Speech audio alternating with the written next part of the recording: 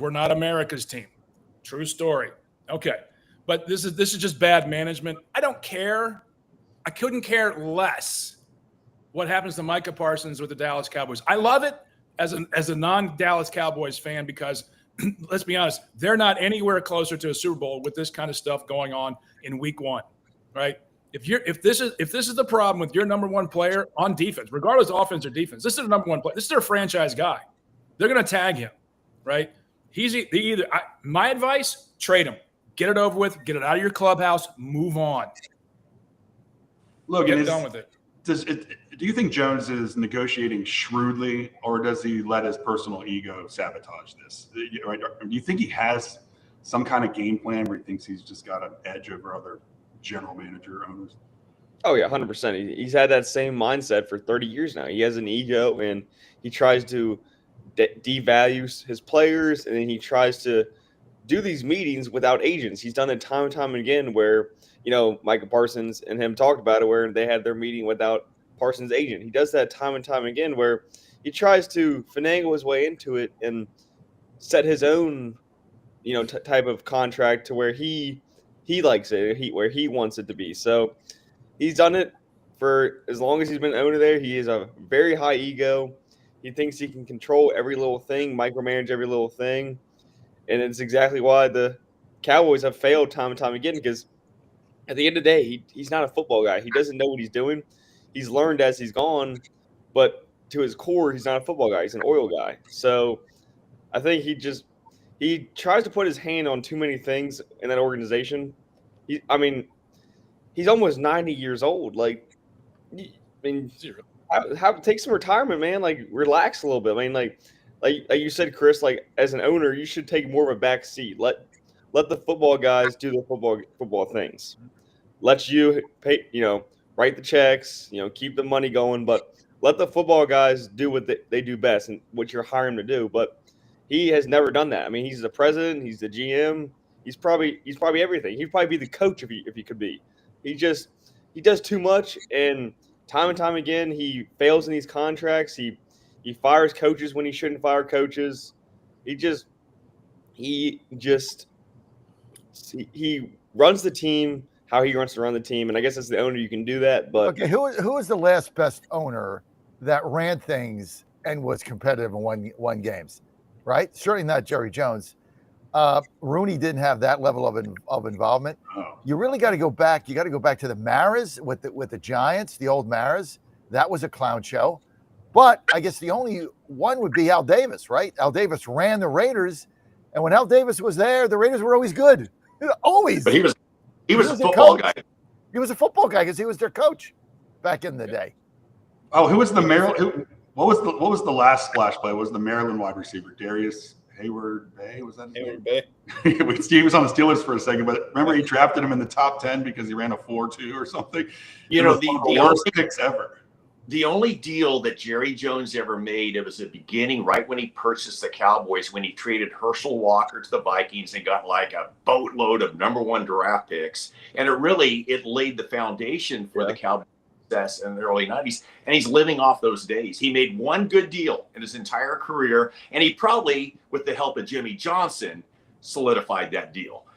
But that was the best coach he ever hired, right? Jimmy Johnson wins 2 back-to-back Super Bowls, and then basically he decides, I'm going to prove that it's the roster, it's not the head coach. I'm going to find the worst football coach I can find. I'm going to hire Barry Switzer and prove that we can win a Super Bowl with a terrible head coach, and they did. Okay, but it's been a clown show since. Now they have the same thing with Brian Schottenheimer. Why are you guys banging on Switzer? Because he beat the Steelers in the Super Bowl, and he's. Why do you say he was a bad coach? Did he take Oklahoma to a bunch of championships? Well, college, yes, and I think he probably had some pretty big boosters paying a lot of those athletes to come into his program at Oklahoma. But remember when he was at Oklahoma, he ran the wishbone. In fact, he had Troy Aikman at the University of Oklahoma, and Aikman said, I'm out of here. I'm going to UCLA. Right. And then 2-3 years later, or maybe 5 years later, he's got Barry Switzer as his head coach in the NFL. And that Wishman was deadly in Oklahoma. It was. I mean, and what Jerry Jones is out doing right now is promoting his Netflix documentary, which highlights these teams. John, is he just an attention hog, or is he just a genius marketer? I mean, we're talking about him on the first segment of the #1 show. A genius marketer. I mean, look, you got to separate up. He's got a horrible record trying to run this football team, horrible. But he's a genius. He's a marketing genius. I mean, basically, here's what they should have done. Cracker Barrel should have hired the guy 2 weeks ago. They wouldn't have lost $100 million of share value in 24 hours, and their stock went down 20% after they changed their logo. They should have hired him. The guy is a genius in marketing, but that genius is not transferred over to running the football team. And the marketing is fine, but I'm going to get back to what I opened with. If I'm a Cowboys fan, I want to win games. That's it. Win games. I don't care who the owner is. And they've not been able to do that on a consistent basis. Brendan, if you're a Cowboys fan and you turn on the Netflix special, doesn't it just put salt in the wounds as you're like watching 35 years ago? How it's actually unbelievable that it's been 30 years, because they were so dominant. It seemed like Jerry Jones knew what he was doing, even with Barry Switzer. And then all of a sudden, in the NFL, where it's meant for you to be competitive every year, there's a balance that is supposed to happen. For some reason, they're one of the worst franchises in the last 30 years. If I'm a fan, that Netflix special is going to not be a fun watch.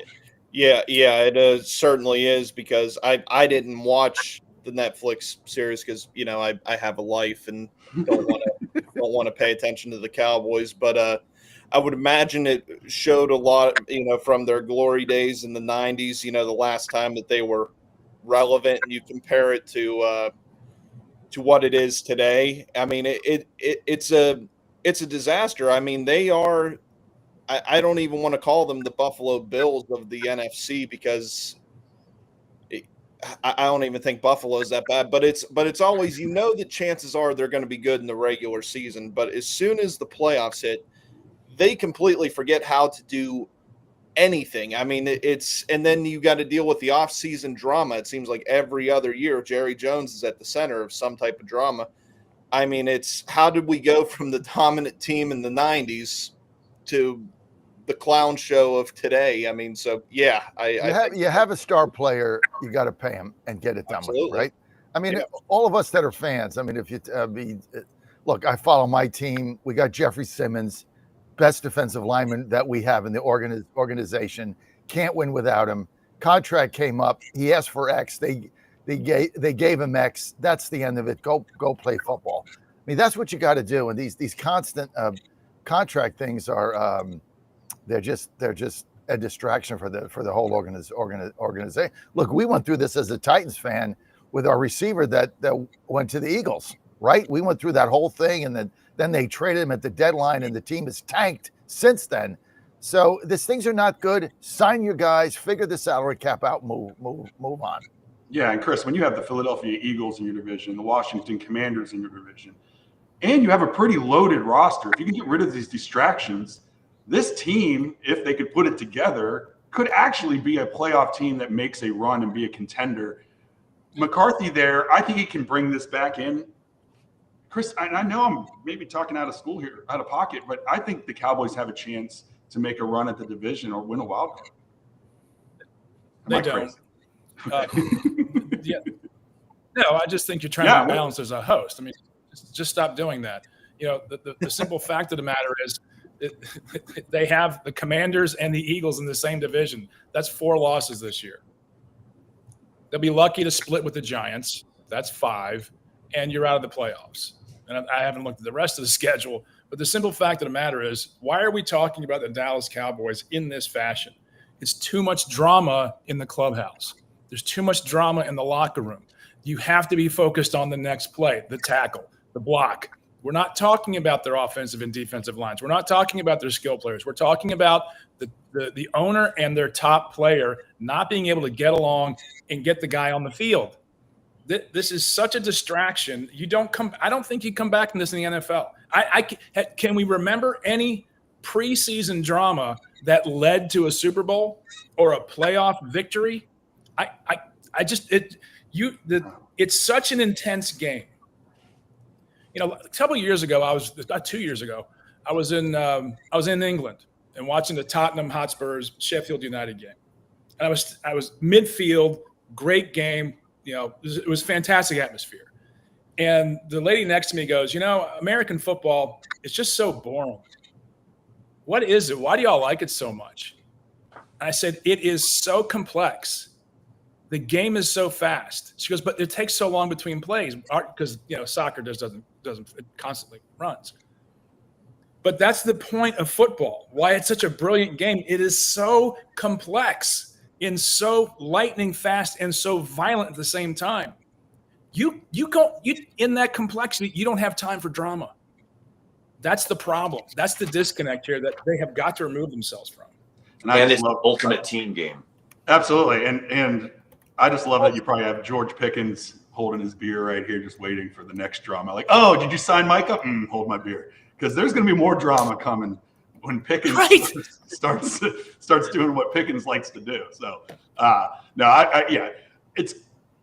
it's exciting to talk about the Cowboys and their drama because I don't want to be talking about them winning Super Bowls. And, they're not going to win. Are they going to win a Super Bowl this year? Do you see a Super Bowl this year? No. Well, you got to sign them. It's tough though when you sign your franchise quarterback and then you have to sign receiver and then another $40 million contract. I get where Jerry's coming from, but you just have to sign them.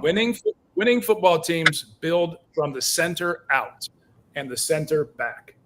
That's where it's built. You have to have a look. The line is what carried the Cowboys to their Super Bowl victories in the 90s. Larry Allen, seriously, the guy could. That guy could move a mountain literally. You have to build from the ball out and back on offense and defense. That's where it's played. You're listening to the Saturday Godzilla Win Show. John, I'm excited. When I first started with you all, we had this sponsor, and now we have DraftKings back again. John, tell us. Well, DraftKings has come back because I guess somebody in the company happened to tune in to Godzilla Wins, and they love the show, and they're like, why don't we stop advertising on them? And nobody could really give them an answer. They have changing some of the people that I deal with there. But DraftKings is back as a sponsor of Godzilla Wins, and we thank them for that. I'm a DraftKings player. I go on it every day. That's my sports betting app of choice. And, the dog days of summer means it's time for the boys of summer right now. Now baseball is hot. We got football coming up. But the best way to cash in your baseball IQ is with DraftKings Sportsbook. Plus, we got college football come today, which I've got 2 lock picks to start the season out. I can't wait till we get to it. Now, if you've never bet on this stuff before, it's simple. You just pick the team you want, or you pick the over and under. You pick whatever you want. You're good to go. Now, here's something special. If you're a first-timer, I'm going to probably send a promo out to the company. New DraftKings customers, here's all you got to do. You bet $5 and you get $200 in bonus bets instantly. So $5 is going to get you $205 in bets. I mean, this is better than Trump's tax cut. This money's coming back to you. Now, all you got to do is download the DraftKings Sportsbook app and use promo code Godzilla. That's me. Promo code Godzilla. For new customers, you get $200 in bonus bets instantly when you just bet $5. That's all you got to put in. Only at DraftKings, the crown is yours. Now, Mitch or anybody, if you have a gambling problem, which, we want to make sure you don't, bet responsibly, call 1-800-GAMBLER in New York, call 877-8-HOPE-NY, or text HOPE-NY 467-369. In Connecticut, help is available for problem gambling. Call 887-897-777 or visit ccp.org. Please play responsibly on behalf of the Boot Hill Casino and Resort in Kansas. 21 plus age and eligibility varies by jurisdiction. Void in Toronto. Sorry, Canadians. Too bad. Bonus bets expire 7 days after issuance. For additional terms and responsible gaming sources, see dkng.co/audio. Go to the DraftKings app now. Download it. Put in $5. Bet it on any of the games I'm going to give you today. You're going to get $200 in bonus bets instantly, and then you got $205 in your account. Can't beat it. I'm glad the producers snuck in those disclaimers to you. In the pre-production meeting, I was laughing that I don't have to say those anymore, but now that we have DraftKings back, it's the full disclaimer. So I'm glad you got to do it, because I'm here for you, Mitch. That's a tongue twister. It is. You're listening to the Godzilla Win Saturday show. I'm Mitch Rogers, joined by Vince Mayoko, Brendan Statler, Logan Powell, John Fredericks, and Chris Saxman. DraftKings, get on there. We actually have college football today. I mean, Hawaii, you got all sorts of things going on today. Let's switch it over to college football for a little bit, and we're going to get to the picks a little bit later, and we're going to run down the games, especially the big one at noon. I cannot wait. But some of the biggest headlines this year, and one of our sponsors is also WVSN, West Virginia WVSportsNation.com. WVSportsNation.com. Sorry, Logan and Brendan, I'll get it right. We'll get that soon. But in a storyline that is going to directly affect WVU and their scheduling, the SEC officially is moving to a 9-game conference schedule. Now, around these parts in the Morgantown, Pittsburgh area, a lot of people have been talking about keeping the backyard brawl, the Pitt-West Virginia rivalry going. There wasn't any room for it because West Virginia had a game slated a couple with Alabama. That looks like now they'll be the ones probably moved off of there, get a little bump, a little money from Alabama and the SEC to do that. Hopefully that means we can move the backyard brawl onto the schedule. But again, it's just the SEC, right, Vince? The SEC is literally doing what they've been saying. It's almost like Project 25. We know it's coming. They're just trying to become this superpower of college football, and they look like they're on the track to be successful at that. Damn the little schools, but what do you think of this move by the SEC going with 9 conferences? Well, I think they're the last of the Power Four to incorporate a 9-game schedule, right? I think all the other conferences had 9 games, so it makes sense. You know what that's going to do to their non-conference schedule now that they only have 3 non-conference games? Will that mean that they will load 2 of those 3 games with patsies and maybe play a headline game, maybe week 2 of the preseason? I don't know. But one thing's for sure, you can guarantee that all 16 teams, however many teams are on the SEC, that there's going to be at least one patsy on their schedule, no doubt about it, especially playing now a 9-game conference schedule. I mean, they used to call that patsy Kentucky, right? It's in the SEC. All right. Brendan, what do you think about this change? It was inevitable. Will some of the other rivalries, non-conference SEC rivalries, get taken out here? I don't know if they'll get taken out, just simply because I think it would be bad for viewership. People want to see the intense rivalry, so I think that they're going to do everything they can to protect that. The SEC always seems to make very smart business moves. You can't really say that about the NCAA as a whole. The SEC knows what sells, what people want to see. So I like the format. I think it makes sense. The more that you're playing within your conference, the better everything works out. The more excitement there is in watching the game. So I think it's a great move. Chris, do you think they'll cannibalize some of their playoff bids, or will it just show their league's dominance? No, the SEC has done a very smart thing here, because the SEC is its own brand, as we've discussed in previous weeks. The SEC does not need the NCAA, period. Nope. Full stop. This is about building the SEC brand, and the more you play non-SEC teams, you weaken and dilute your brand. This is just marketing 101. They're going to put it in football terms, they're going to pound the rock. Okay, and they're going to be on every week playing SEC only teams. Look, very smart. 40% of America. 40% of America.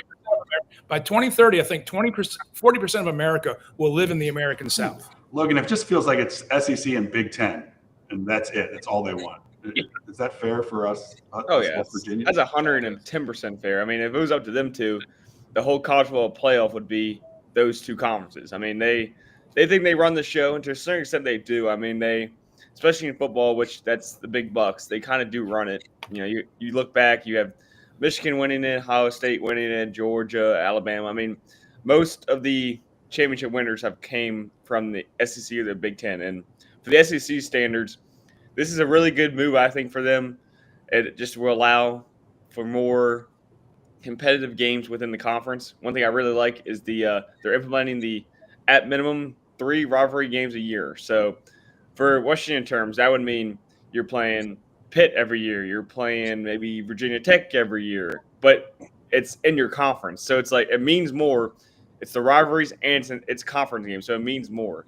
That's what WVU struggles with. You don't really have a clear-cut rival in your conference, but these Iowa State. It's like, what? like, all right, let me travel 8 hours on the road to get there.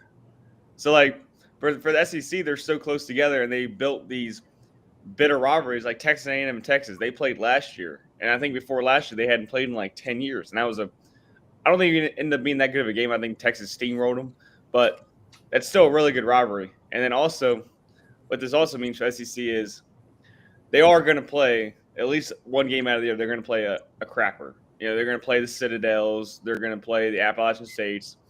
So it just means that a lot of these teams are going to be playing the Citadel. So hopefully they're ready to get their butt whooped every single year, but collect that paycheck. Hey, John, who does it benefit more, the blue bloods, Bama, Georgia, LSU, or the up and comers like Ole Miss, Mizzou, and Kentucky? Benefits the fans, which is what this whole thing is about.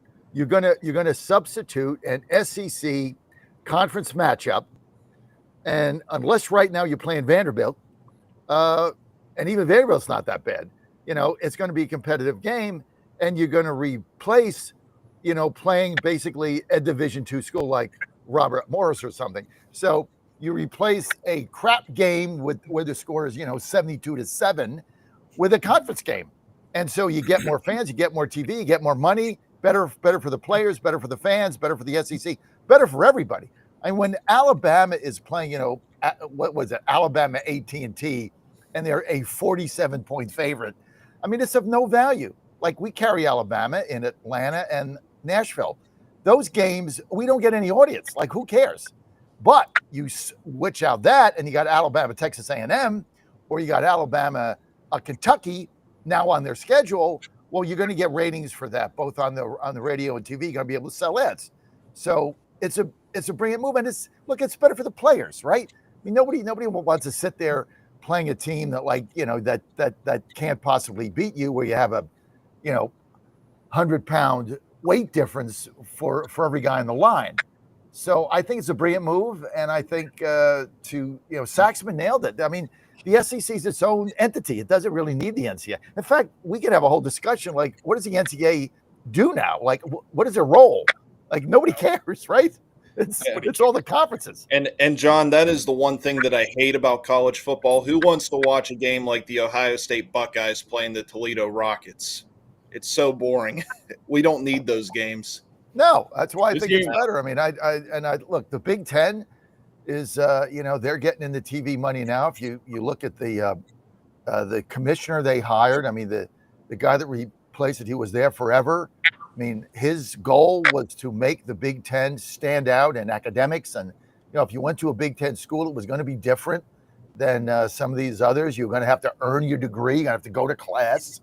That pigskin was going to mean something, and now he got replaced by a TV guy. That all he's interested in is TV deals. And so, but it is interesting. Hey, I'll stick up for the Robert Morris. You're listening on John. I can't believe my dad's gonna be so upset. Well, one of the difficult things, if you ever travel outside the American South and you try to explain college football and the depth of its cultural impact to people outside of the South, this is a daily religious experience. Not just during the football season. My son went to the University of South Carolina. And he said, Dad, in the lecture halls, everyone had their laptop up during lectures. No one was paying attention to the lecture. We were all paying attention to all the messaging boards and who was talking what about the upcoming games. There is a level of psychotic disconnect from reality in American Southern football. You can't explain it. You just is it like can't being a Pirates fan? And yeah. No, it's worse. It's much. I wish we had a bunch of sorority girls. What did you call it? A sciatic? What did you call it? A psychotic disconnect with reality? Sounds like a Pirates fan to me. No, we realize we suck. Yeah, we're pretty. We know it. We have a point. I just checked today. We have less When than you a watch the 0.1% Pirates, chance to make we were playoffs. texting each other. We were texting each other last night about this game against the Rockies because we have some guy came up from AAA who was throwing shutout baseball to close out the game to get a save. Bubba Chandler, number one recruit, number one pitching prospect in major leagues. If you're at home on a Friday night paying attention to the Pirates, call up in August. You have a serious mental condition. Hey, that was Yeah, our good World stuff. Series for the year, though. That's Yeah, our World Series. Production John, staff, can you find an 800 number for John, that? you need to get a problem? disclaimer. You need a disclaimer for the mental health problems and conditions that we all carry. I didn't think I was ever gonna be mad that I couldn't watch a Was- Pirates game until I was last night. I was like, I couldn't get it. Now that I've been back in Morgantown, I can't get them. So I was very frustrated. Why can't you get the That was Pirates true. now in Morgantown? We don't have cable, so my apartment. Well, just so. go to WRLF 93.4 FM, one of our stations that you work for. Go to WRLF 93.4 FM. The new sports WRLF 94.3 FM and WVRM AM 1490 and 98.3 FM in Morgantown, where we carry the Pirates, dude. Get with the pro. Good I plug, did that on John. purpose, John. I'm just driving. Hey, just making it easy for you. He said No, he didn't Here say it is. anything. We even got a flyer. The new WRLF Sports Oh, I in love this. West Virginia. Check it out.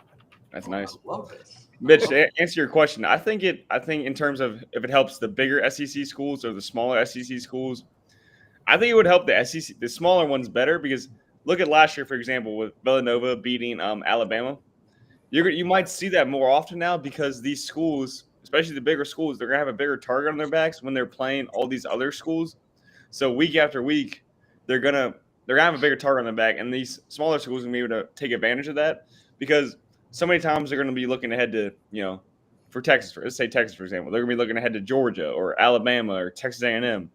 They might overlook the Villanovas, the Kentuckys, so the South Carolinas. So I think it could give the smaller SEC schools more opportunities to take advantage of the bigger schools and win a big game or two. Absolutely. And you brought up Texas. Sticking with college football, might be Arch Manning time, right? The hype is real. The train is going full force right now. Debate whether or not he's going to come out, and some of his family members are saying, "Hey, he's not coming out," and they're saying he's coming out. I would think if he has a good season, he's going to be one of the top 10 picks in the NFL draft next year. Brendan, are you ready to get behind the Arch Manning? Never is going to happen. Train. That's a great question. I guess we would have to see how the season goes, but I think it's reasonable to think that he's going to be good. I mean, you look at the rest of his family. Peyton Manning was one of the best quarterbacks to ever play. And Eli Manning won 2 Super Bowls against this guy. Not sure if you guys ever heard of him, Tom Brady. He was pretty good at one time. So, I mean, if you're going off the rest of the bloodline, they have it. I mean, so it's kind of hard to dismiss Arch Manning at this point. Sure. You think so? Man, No.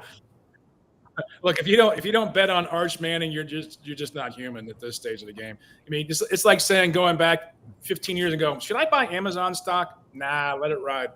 Look, this kid's he should play at least 2 years starting in the college. He should not come out.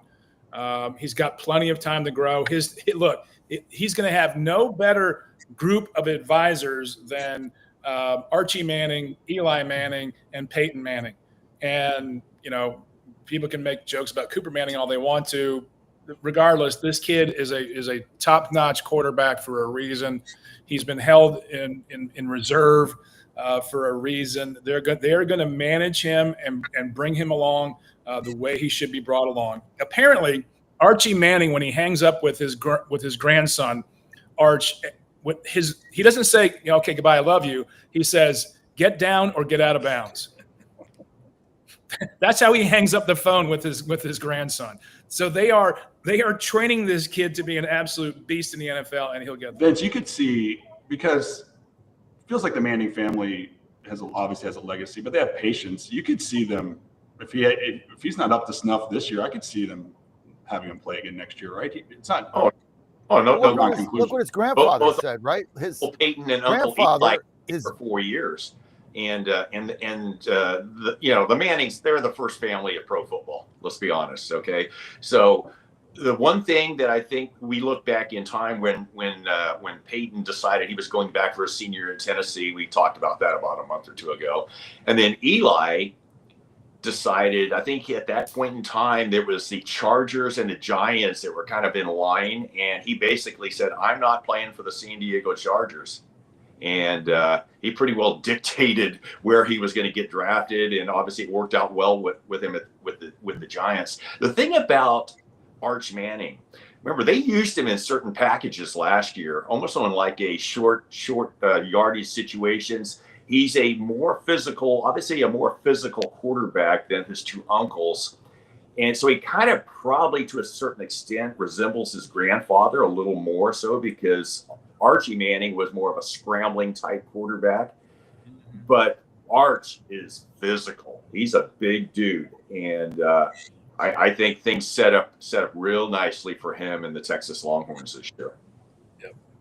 SEC dominating the airwaves, but that's what they do.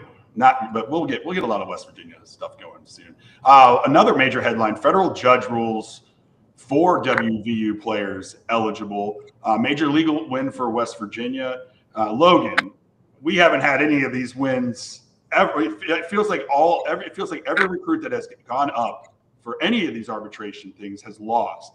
Why did we win this one? What's this growing trend of the courts always stepping in on these eligibility battles? Well, the reason why we won is because the judge was going to rule them all together no matter what. Now, Jamori Robinson, he has his own separate thing going on. But in terms of the other 3, they were all going to get put in together. And the judge, there's no final ruling yet. They're still ongoing. But currently, he issued basically saying that while they can still play while the lawsuit is going on. So as of right now, they're playing, but that could change at a later date. But right now, it's an academic dispute between all of them. Jamori Robinson, he, previously at UTSA, his issue is the NCAA was trying to bring up that he didn't take enough classes, so he wasn't able to graduate. Therefore, he wouldn't be eligible in general. But the players' lawyers, they said they were aware of that, but instead they were all going after what's called the 5-year rule, which is saying that the NCAA gives you a certain amount of time to complete your 4 years of playing college sports. And they were all trying to fight that they still had an extra year because they were all previously in junior colleges and they all were there before the COVID rules. So they were trying to exacerbate their final year of eligibility, and the NCAA was denied that earlier in the spring, summertime. And the players and their lawyers, they were trying to fight that due to their time in the junior college ranks and the COVID year, they should be allowed, granted their extra year. And as of right now, it looks like they will be. Jamori Robinson, he has his own thing going on with his classes and academic issues, so that could be brought up as well. But as of right now, for any Mountaineer fan, it's good news. They will all be playing currently. I picked the right panelist, Logan, with all the info there and using words like exasperate, wealth of knowledge there. Word of the day. If anybody wants to get wealthy too, they could go to Rosie's, perhaps. Rosie's Gaming. John, tell us about our great sponsor who's been with us all along the way. Listen, unfortunately, I'm in Washington, D.C. today. Joe's moving into his apartment there for baseball, so we got to do that. Otherwise, that's where I'd be. I'd be at Colonial Downs in New Kent, horse racing there through September 13th. Post time Wednesday, Thursday, Friday, and Saturday is 12:30 p.m. except Friday it's twilight, 4 p.m. If you've never been to Colonial Downs, it is a phenomenal experience. Some of the best horses you're going to get now. They're in the nation, competing basically with Saratoga. One of the most beautiful experiences you're ever going to have. Kids always get in free. It's a lot of fun. Win money, have fun. Food is excellent. Go see the horses. Atmosphere is great. Just go to colonialdowns.com, colonialdowns.com. Racing today, Saturday, 12:30 p.m., Wednesday, 12:30, Thursday, 12:30, Friday, twilight, 4 p.m. It's my favorite. And then, of course, Saturday again, 12:30. And while you're there, you can go downstairs. You can play the slot machines. Just go to rosiesgaming.com, rosiesgaming.com. Ann and I's favorite place to go. We're going to be there next weekend, rosiesgaming.com. You're going to have so much fun. Check it out. A founding sponsor of Godzilla Wins, great atmosphere there. And they have them all over Virginia. Dumfries in Northern Virginia, Hampton, Collinswood by Danville, Emporia, Richmond. It goes on and on and on. So they're all over the place. Hampton, Rosewood, I mentioned that. Just go to rosiesgaming.com. You're listening to the Godzilla Win Saturday pick show because we actually have college football. But I'll be remiss. At the top of the hour, we're going to have NFL insider Matt Maiocco. Last name may sound familiar to you, but we're going to get a lot of insight, get into the NFL. But right now, get out the 1-800-GAMBLER, whatever we need to do. We have college football today, and it is super exciting. I want to do some picks before we get to the top of the hour. Might as well keep them chronological, right? We get off here, get some popcorn, maybe grab a beverage. Noon rolls around. Iowa State, Kansas State, a top 25 matchup. What do they call this? Week 0, Brendan? Is this what we're dealing with now, the week 0 schedule? I like it. And I'm ready to get to picking. First, before we get to picking, what do you guys feel? What's your general excitement about college football being back, Brendan? I love the sport. I think it's more exciting than even the NFL at times, just because it's I feel like the compete level is more with the college kids than it is in the NFL. Sometimes there's just too much drama in the NFL, and it takes away from the sport most times. College football is one of the greatest sports ever. But the first 2 weeks are it seemed like they drag on. We have those, complete mismatch games we talked about earlier. But overall, it's an exciting time of year. Glad it's back. I'm glad it's back too. And for those out there, if you're on DraftKings right now, Kansas State is favored by 3.5, over under 52.5. It's Farmageddon in Dublin. It is Farmageddon. I mean, this is so funny because it's Farmageddon, but instead of being here in the farm country, it's in Europe. I think it's in Dublin, isn't it? Ireland? Is that where this game is, guys? I believe so. Yeah. Yeah, it's in Dublin. So let me just start off. I got to start with the winner. I got a lock today. I got absolute lock. I love this game. It's been on my radar screen basically for a couple months. These are two very closely matched teams, and to get 3.5 in this matchup to me is a gift. Last year, Iowa State won. They beat them, and they have almost their entire offensive line back. They have a solid quarterback in Beck. I like him. Coach Matt Campbell continues to turn on impressive seasons. I expect another great season from Iowa State, and I think Iowa State wins this game. I'm getting 3.5. I love Iowa State today to win this whole game. Take the 3.5. This game is not a 3.5. This is a pick'em game. I'm getting 3.5 with Iowa State. Lock. Pound it. I like it. The first pick is an underdog. Chris, do you agree with John here? Where would you go with this game if you had to put a little on it? Because John's so sure of this pick, I have to go the other way. We're fading already. It's not hockey. We're just football picks. Just follow the trend line. Look, betting 0 week college football is a fool's paradise. Is a fool's errand, rather. If you're going to start doing this, my suggestion to the audience is find a system that works. Low level bets. Whether take the home team to cover the spread, do something that makes sense to you early in the season, because there has been so much transfer portal craziness. To get into a flow with a team this early and bet the mortgage is not a recipe for success. I think works. It's the luck, dude. Luck. Vince, we bet on preseason games. What is Chris talking about right now? We have real football. We don't care if they're transfer portals. Who We pretend to know. cares? We pretend anyway that we know what's going on. All We I just wanna know get is some they juice got on it. their whole offensive line back. These are all farm-bred kids. They're all massive. How do you know they're all farm? Look at John's problem right now. He's wearing a Terps shirt with a background for West Virginia. Make up your damn mind. I can still see Noel Devine running for 600 yards behind you. Or Yeah, just if you- happy if you it's look not at- a Pitt shirt. Yeah, You look yeah, at yeah. Kansas State. I like If your kid I like transfers Matt to Campbell. Pitt, we're done. I like Matt Campbell. Take the 3.5. In Matt fact, Campbell was bet the it kid. early before it goes down to 3. Yeah, with that home field advantage. It feels like there's 10 Matt Campbells in the sports world as well. Whatever.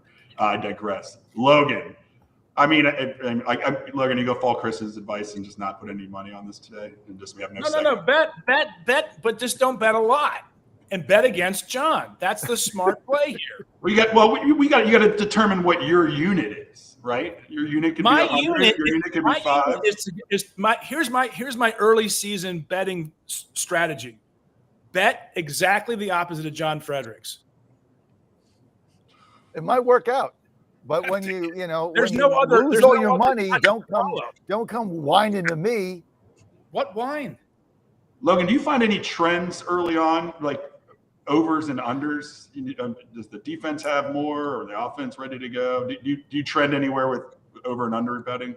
Usually early on, I just whatever feels good to me in the moment. Usually, I mean, it's hard to, pick really so early in the season because you don't know. I mean, yeah, you can look at Iowa State and they're returning their whole offensive line, or you could look at Kansas State. Okay, Avery Johnson's coming in for his sophomore year. He, had a big freshman year. He's gonna, return for his sophomore year. You can look at all those things, but I mean, it's week 0.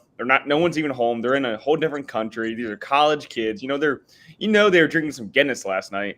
So I mean, it's just it's tough to really pick these early season games. You guys are boring. Make a pick. I'm getting to it. John, I just put my money on. I just went to the betting site. Was like, John Frederick said this. I'm going the other way, folks. My money's already gone. That's true. With all that being said, I would put my money on Kansas State. I think Kansas State's going to have a good year. I'm really high on Avery Johnson. Dylan Edwards, the running backs are really good, dynamic, explosive running back. He can have a home run threat at any time. Avery Johnson, I think he's going to turn himself into one of the better quarterbacks in the Big 12. He's young. He's fast. He has a cannon for an arm. And I think Iowa State's a good team too. I think Matt Campbell is one of the best coaches in all of the NCAA. But I think for right now, I'm riding high on Kansas State. Could change today, but I'm gonna stick to that trend and go with Kansas State. Come on, Brendan. We got to go with Anthony Beck's son, right? West Virginia tight end. I used to party with him in Morgantown back in the day. We got to go with Rocco, right? Where you going? You partied with everybody, dude. It's just not. There's nobody in Morgantown you've not partied with, I Mitch. mean, I was 23 when I got out, man. Just out of And the Wilder. just out of the spirit of making everything interesting, I'm gonna put some money on Iowa State today. Smart man. We're just gonna make it interesting. Rocco. Bet your Vince, home did I get to your pick? I Michigan. can't even remember. I know I went It's gonna to. be a good game. Did- It's gonna be a Did not really get my pick. We're gonna go. I like Avery Johnson a lot, and I'm gonna go Kansas State. You look at this matchup today. These are two teams that are at the top, probably top third of the Big 12. I mean, both these teams have a legitimate shot of making the college football playoffs if things go their way. So in week 0, this is a huge Big 12 matchup. Huge. And I think Kansas State, they're primed for a big season this year. And Avery Johnson's the real deal. He's that prototypical Kansas State type quarterback. My manager at work is big on. There was a transfer, Chase Sal at wide receiver, big at East Carolina for Iowa State. I'm going to go with Anthony Beck's kids and my manager's wide receiver, and I'm going to go with John here too, plus 3.5. Let's do it. Let's roll. I cannot wait. Hey, there's more games. There's more games. So after that, we got Idaho State and UNLV. This one's not. UNLV's favored by 30.5. We can spend like 2 seconds on this game. John, what do you think here? We can No move pick. on. No pick. I don't care. Anyone going to take UNLV? Anyone? 30.5. You know, UNLV, they had a good year. They had kind of a renaissance year last year where they had a great year. They lost their head coach. I believe he went to Purdue. Does that sound right? Yes. I believe he did. Went to Purdue.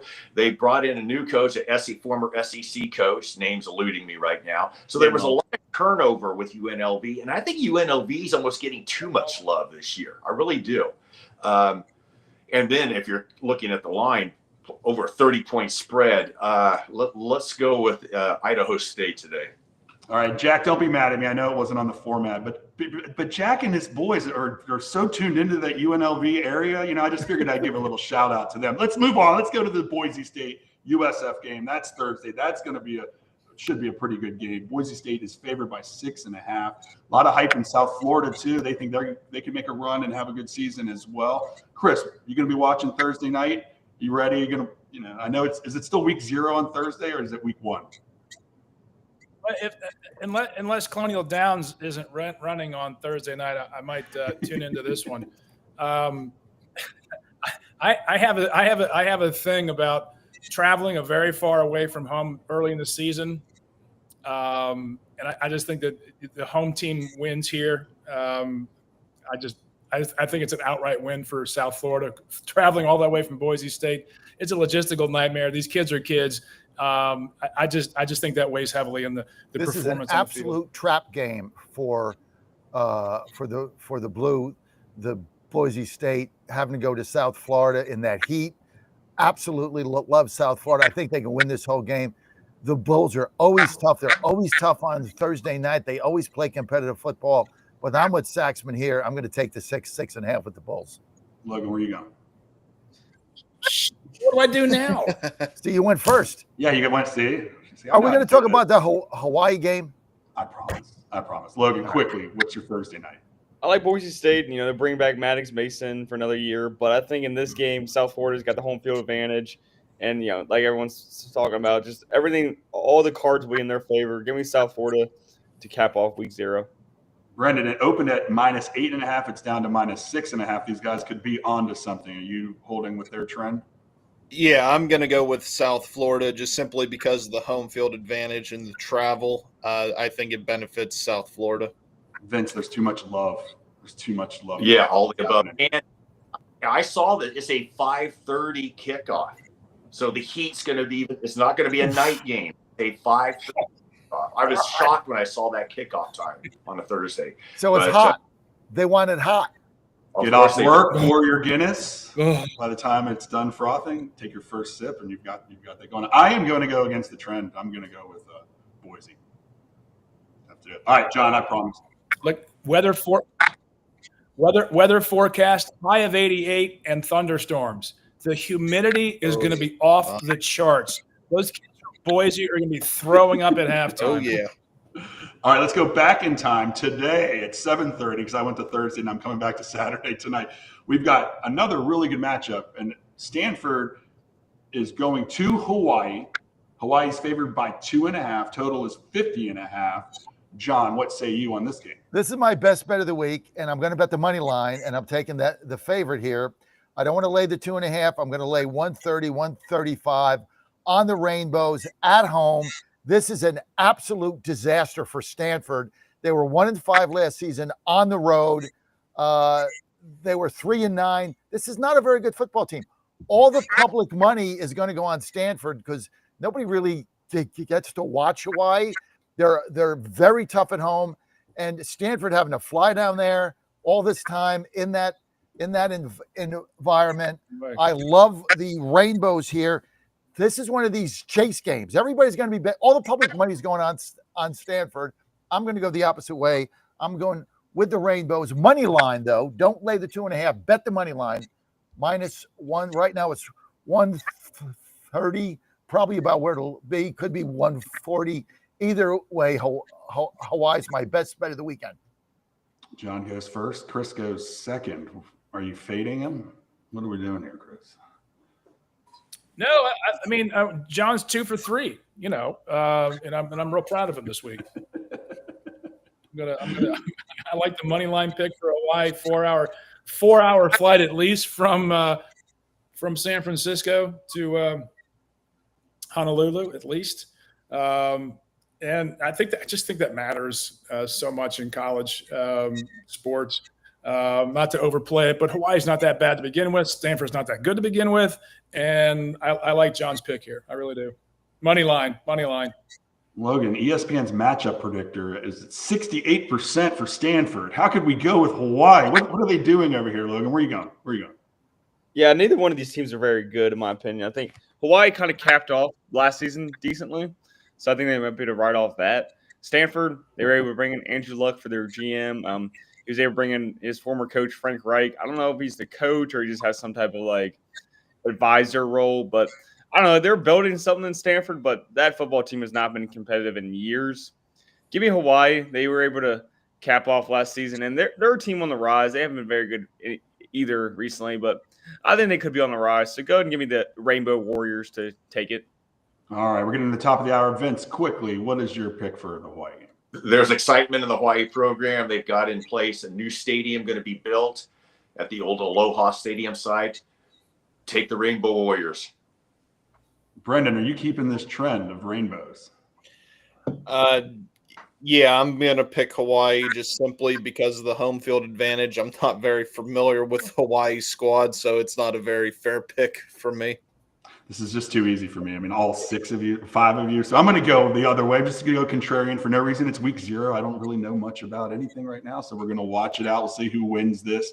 You're listening to the Saturday Godzilla Win Show. When we get back after this break, we have NFL insider Matt Mayoko joining our show, our panel. We cannot be happier, and we can't wait. We'll see you right after this. West Virginia Sports Nation gives you a top-of-the-mountain view of the Mountaineers sports landscape. See what's happening in all the sports, far beyond football, basketball, and baseball. Gymnastics, track and field, rowing, swimming and diving, golf, volleyball, tennis. More sports, more stories. If the Mountaineers play the game, WVSportsNation.com has it covered. Up-to-date and insightful articles written by Mountaineers for Mountaineers Nation. WVSportsNation.com. WVSportsNation.com. WVSportsNation.com. The best part about waking up in the morning is a great cup of coffee, and I get this every day with my 1775 coffee. It's rich, it's bold, best tasting coffee I've ever had. Single origin, farmed in Bolivia, 7,000 feet. It's always fresh, roasted daily. This is the best coffee you're ever going to get. Go to 1775coffee.com, 1775coffee.com. Promo code Godzilla, 10% off. It's going to make your day every day.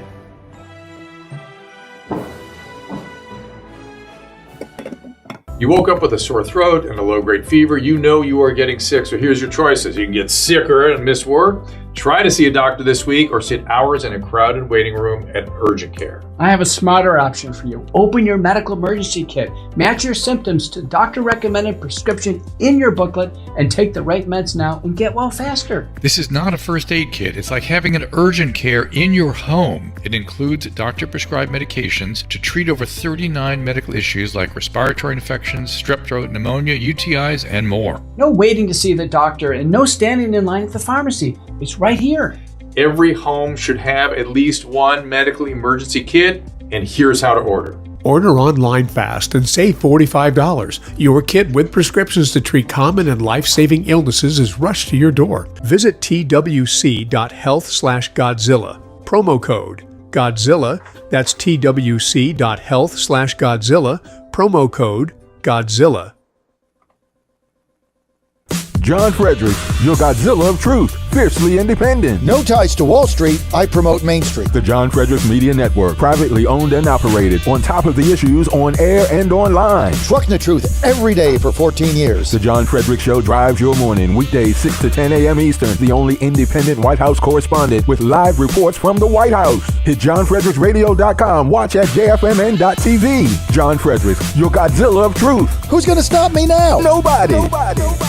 Did you know that somebody could literally steal your house? Yeah, that is a thing that happens. It is when a criminal forges your signature on one document, uses one fake notary stamp, and then spends about $30, $40 with the county recorder. They then take out loans using your home equity as collateral. And the worst part of it is, you don't even know it's happening until you start getting collections and foreclosure notices. Most people don't check on their home title because why would you feel like you needed to? But this right here is why you need to use Home Title Lock. They have a $1 million triple lock protection that helps keep your home and equity safe. It includes 24/7 monitoring with protection immediately, urgent alerts in case there's any changes in your title. Then if fraud does happen, they have a US-based restoration team that will spend up to $1 million to fix the fraud and restore your title. Find out if you're already a victim. Go to HomeTitleLock.com now.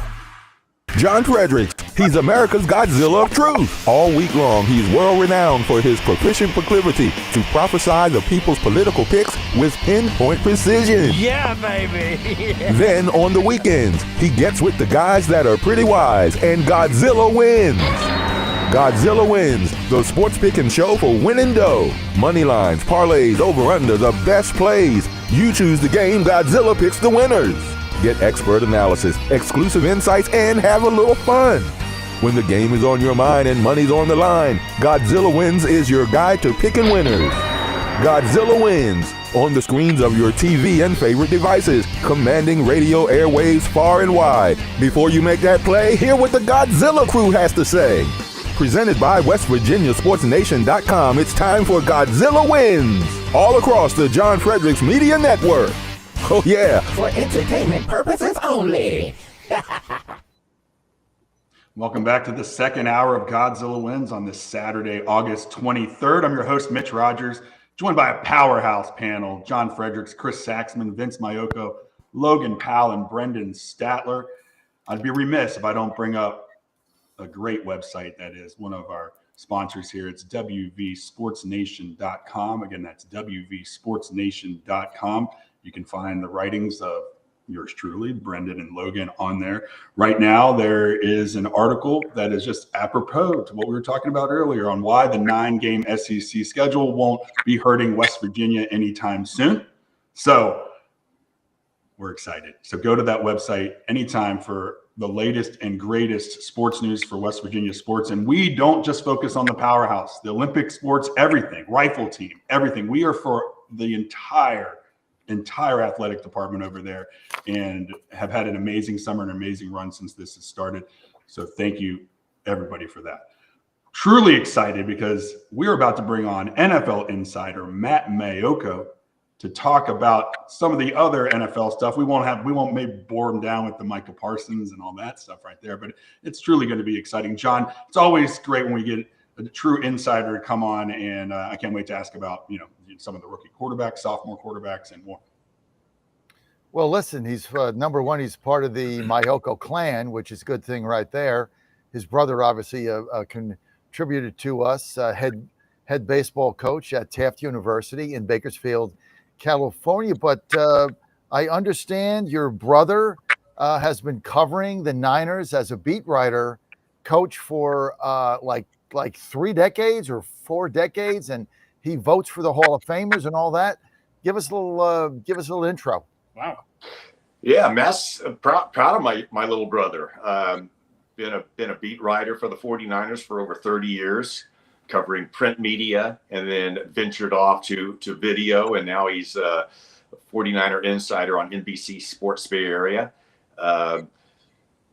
He's one of only 64 writers that select the Pro Football Hall of Fame.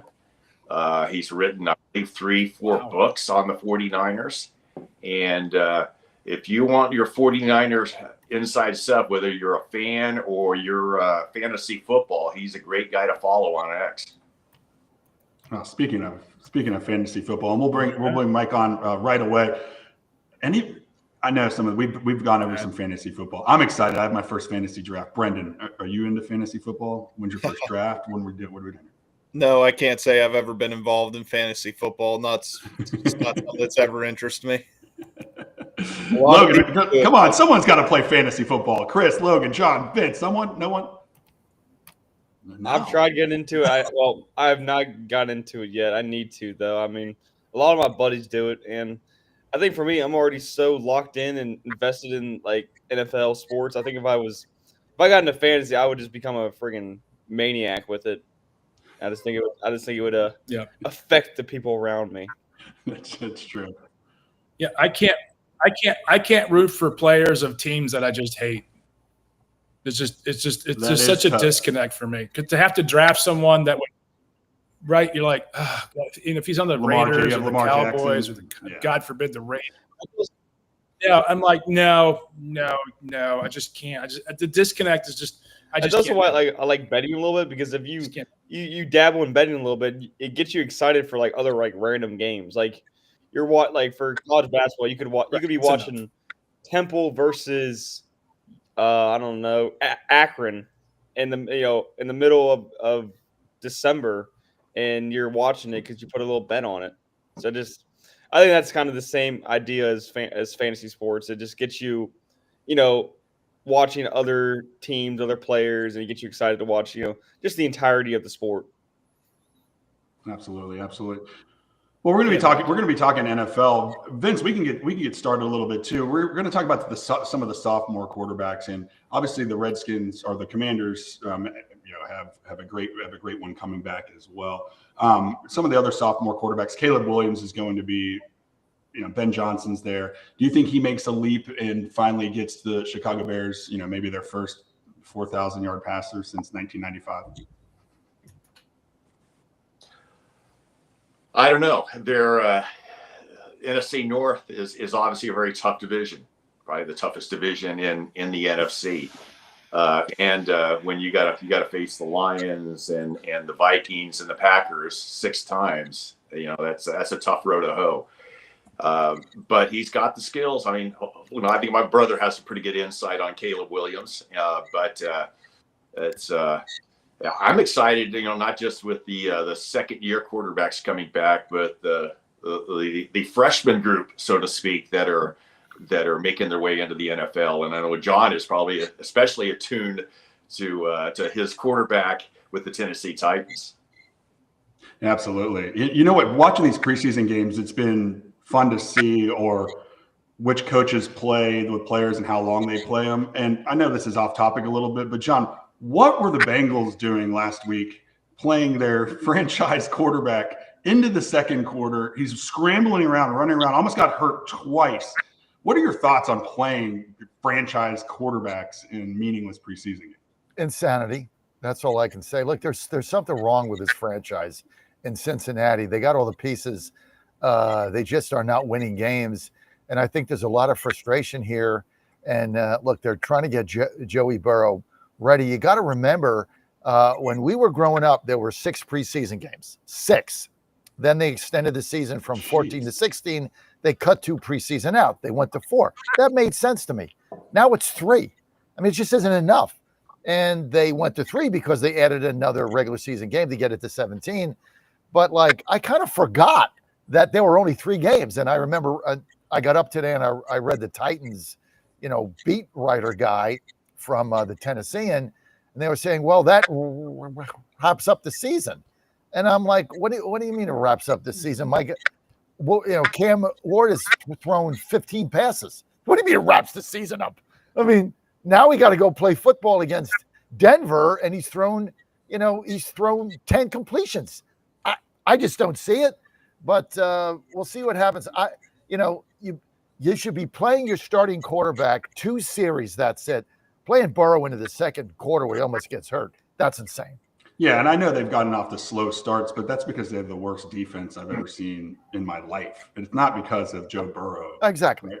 Logan also in that game, Jalen Daniels, same thing. He was running around. He ran for a touchdown. I'm in the Washington area.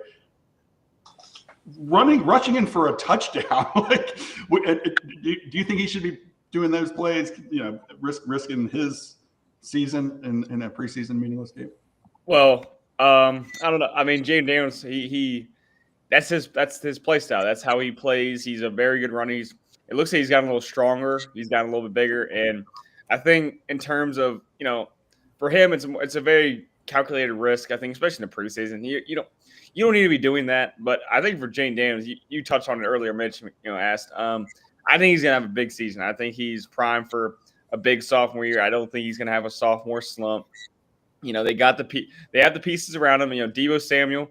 I know we have Mr. Matt Miyoko on now, but I think Deebo Samuel was a really big addition for the Commanders. He's been really quiet the past year and a half. He's had injuries. He looks like he kind of lost a step, but in these preseason games, he looks like he's slimmed down a little bit. He might be back to his, 2021, 2022 days. But I think for the Commanders, if they can also retain Terry McLaurin, that's pretty much the big thing right now. They have to retain Terry McLaurin.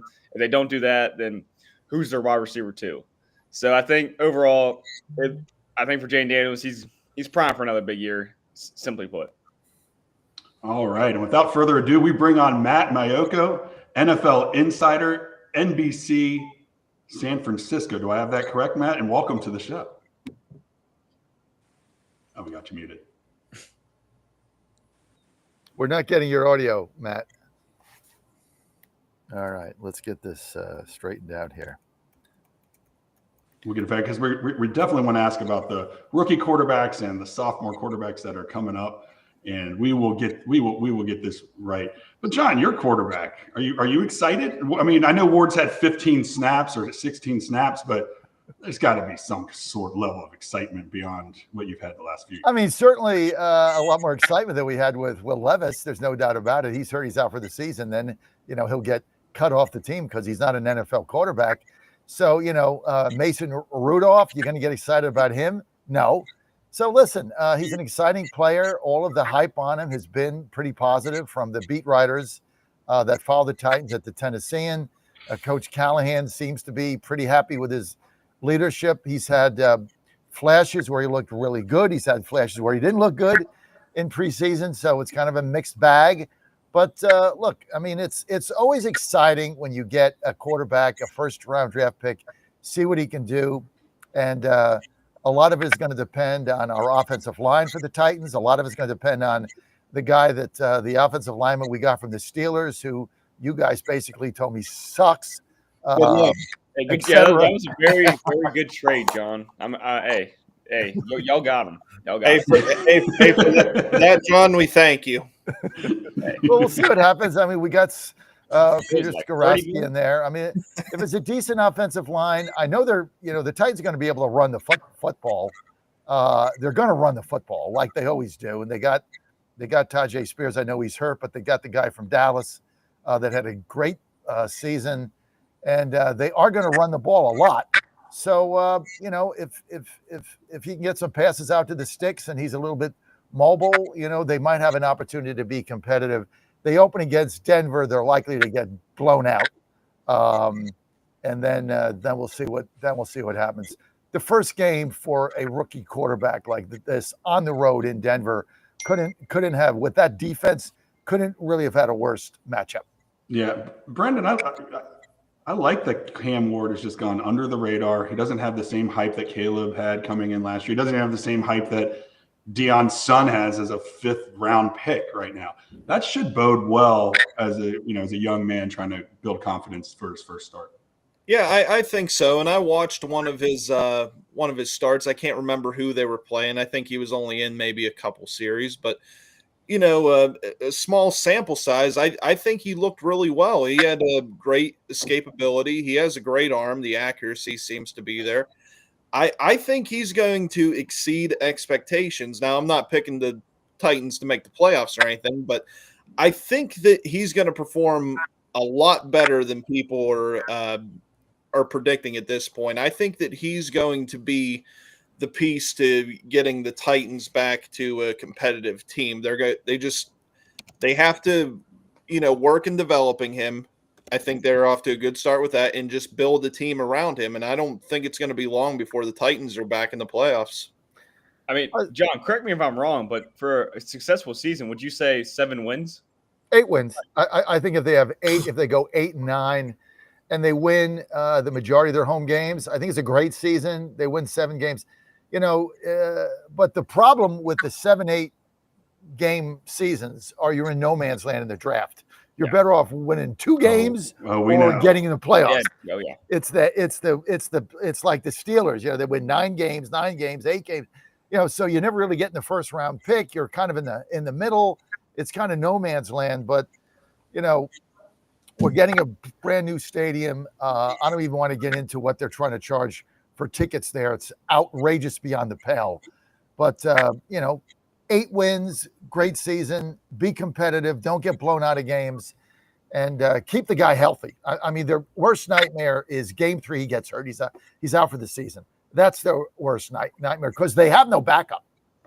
What I like about Ward is his moxie, his confidence. He has the ability, whether for better or for worse, he has the ability to make any throw on the football field, and he knows that, and he's capable of doing that. So it might get him some trouble early on, but I think as the years go on, look at a Jordan Love type of guy. I mean, Jordan Love, he early in his career, once he started playing, he made a lot of mistakes. Still does.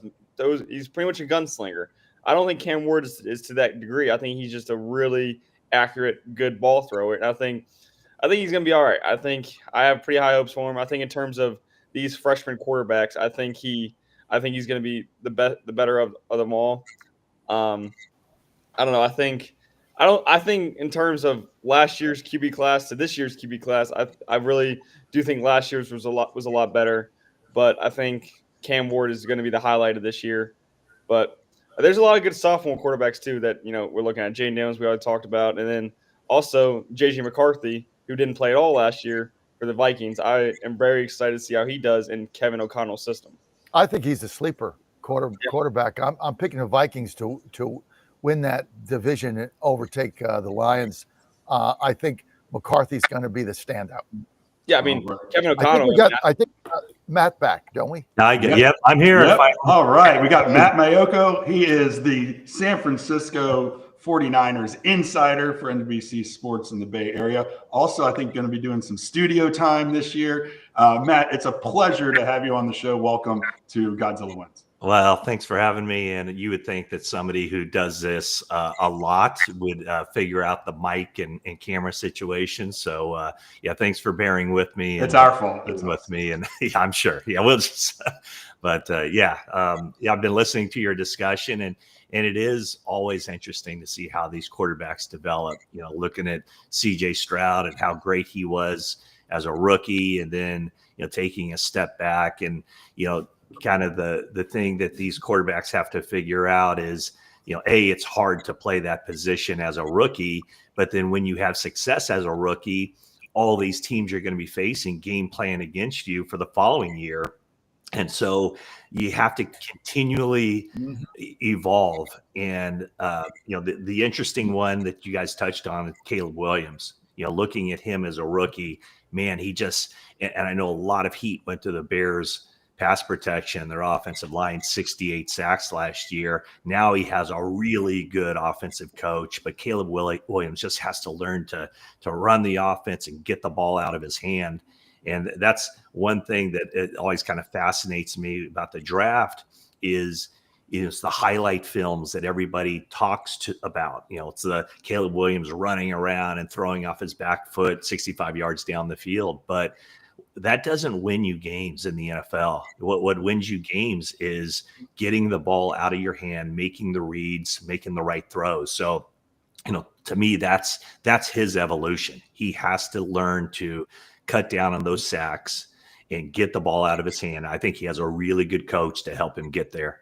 Yeah, he has Ben Johnson that came over from the Lions, offensive coordinator over there. Matt, do you agree with Ben Johnson's approach of just throw the whole kitchen sink at him right now and then pare it back based off what he can do? I know they were very upset with the offensive performance last night in the preseason. Yeah, I mean, I think that that's certainly one coaching strategy. Whole part whole. You give it all to all of them. Get the whole playbook to all of it, to the entire team, and then as you go along, you make those mistakes early, and then you pare it down, and you figure out. Now that Ben Johnson has his hands on him, can kind of figure out what works, what doesn't. But the one thing that is really important in the NFL is you play to your opponent's weaknesses as much as you play to your own strengths. So then it becomes a game plan by game plan thing. So, they're all of training camp is basically the entire playbook. And then when you get to a weekly basis, you concentrate on those, whatever it might be, 65 to 100 plays that are suited to best take advantage of the opposition. And so that's something that the Bears will start game planning for. As of last night, they closed the door on the preseason. I'm sure they held a lot of stuff back in the preseason. Don't want to put too much stuff on film, but I think, we all can see the talent of Caleb Williams. And now it's a matter of it's kind of sounds counterintuitive, but almost don't allow his athleticism to show as much, because playing that position of quarterback, it's about doing the right things consistently. And then in those rare instances where you're asked to run around and make a play, you can do that too. We've seen these quarterbacks hit the wall in year 2, right? Justin Herbert soared, Zach Wilson flops. Where do you think he's going to – and also Jalen Daniels. I would love – where I'm in the Washington area, the hype is real over here. But we've also seen C.J. Stroud hit a little bit of a wall sophomore year. So where do you think Caleb will fall on that this year? Do you think he'll succeed in this? Yeah, I think he'll be better, a lot better than he was year 1. And, he wasn't – there were certain aspects of his game that were really good. I mean, if anybody had asked you before last season, Caleb Williams is going to throw 3.5 times more touchdown passes than interceptions, there's not a person on the planet who wouldn't say, well, give me that. But it was that other stuff that I talked about. The 68 sacks is just too much, regardless of how bad the offensive line is. So, I think he kind of starts already at high floor, and now it's a matter of just, learning what his coach wants from him and executing it. But no, I think Caleb Williams is on path. I would say that, certain things, obviously he has to clean up, but based on what he showed year 1, especially with the level or lack thereof of coaching that he had last season, to now have a guy who's considered in Ben Johnson, one of the top offensive minds out there, a guy that basically took, Jared Goff, the quarterback that the LA Rams didn't want, that Sean McVay didn't want, and turned him into the kind of guy that, the kind of producer that he was able to be. I mean, I think that kind of shows you right there what Caleb Williams is capable of. It might, it won't be all this year, but, over time, as long as they stick with it, I would expect there would be incremental improvements in his play every season. You're listening to the Godzilla Win Saturday show. We have Matt Maiocco, the NFL insider for the San Francisco 49ers. Why don't we talk about a little 49ers? You all have a quarterback over there that was maybe taken with the last pick overall. We've heard that story. Brock Purdy signs a massive contract. So is the front office betting on his ceiling or simply rewarding the system? What do you think about Brock over there? Yeah, a little bit of both. In order to sign a guy to a contract like that, you have to not only like what you see on the field, you have to like what you see off the field. And so, Brock Purdy has hit all the right notes since he came in. And even as a rookie, when he was a third stringer, he showed a lot of stuff, making the best use of the limited reps he got in training camp. And then once he got on the field, it was like he was a 7-year veteran. And so he's kind of changed how I perceive quarterbacks, because a lot of the stuff that I said that Caleb Williams has to improve upon, and all these, the rookies and the first year players, that's what Brock Purdy did from day one. It was, running the offense. People say system quarterback, but show me a quarterback in the league who isn't a system quarterback. They all have to run the system. And he just, he's pretty watertight when it comes to, taking care of business. Good supporting cast, obviously, in 2023. They go to the Super Bowl. They come within, they're the only team in NFL history to take 2 leads in the fourth quarter and a lead in overtime and lose it. And it just happened to be in the Super Bowl. So a devastating loss for them. in that Super Bowl. And then he came back last year and didn't put up the numbers that he put up the year before, but still a very solid season without so many of those playmakers. So here he is. They've rewarded him the contract. I just had a nice 20-minute talk with him a couple of days ago. And, the thing that he emphasized is that he got that contract. The 49ers determined that he was their guy based on what he's done. So he doesn't have to be Superman. He doesn't have to do anything different than what he's done. Obviously, make improvements in certain areas, but 25 years old, he's still a young guy. And some of these quarterbacks, it's kind of funny. I mean, Tyler Shock, right? He's older than Brock Purdy. Maybe only by a couple of months. He's like 26. So there's a rookie right there who probably will end up being the starter for the Saints. I don't think they've announced it quite yet, but Brock Purdy has, in essence, 3.5. Let's see, what is he? He's entering his 4th year, so he has 2.5 years of being a starting quarterback, and including 2 playoff runs. The first year he had the elbow injury against the Eagles in the NFC Championship game. The year after that led them to a couple comeback victories over the Packers and the Lions to go to the Super Bowl. Last year was, a complete disaster for the entire organization. But, it kind of shows you, I remember Steve Young back in the day saying, you're always learning, even at age 33, if you're a starting quarterback in the NFL, you're always evolving. You're never a finished product. And so, that's the thing that all these quarterbacks go through is they realize you've never really arrived until you've retired. And trust us, you have a lot of Steelers fans here. We were rooting for you all against the Ravens years back, so we were right with you here. And when you were having the technical difficulties, I tried to bring up fantasy football just to do something, and this must be the only radio show in America where no one else plays fantasy football except for me. Christian McCaffrey, that's where I'm getting with this long segue into this. Not even from a fantasy football standpoint, but from obviously your team. Y'all just made a trade for Brian Robinson Jr. What is that saying about Christian and his health, and what do you expect from him this year? It's totally insurance because Christian McCaffrey has been healthy since the end of last season. He had the Achilles tendonitis in both legs last year that kept him out for the first 8 games. Wow. He comes back, he plays in 4, and then he sustains a knee injury, non-surgical knee injury, which I think probably the team was like, that's just fine. Just shut him down, get him ready for 2025. And so he's been at training camp every day. They have him on, a quote unquote pitch count where they don't have him practicing every day, but it's all just kind of like, hey, let's get to the starting line and figure this thing out.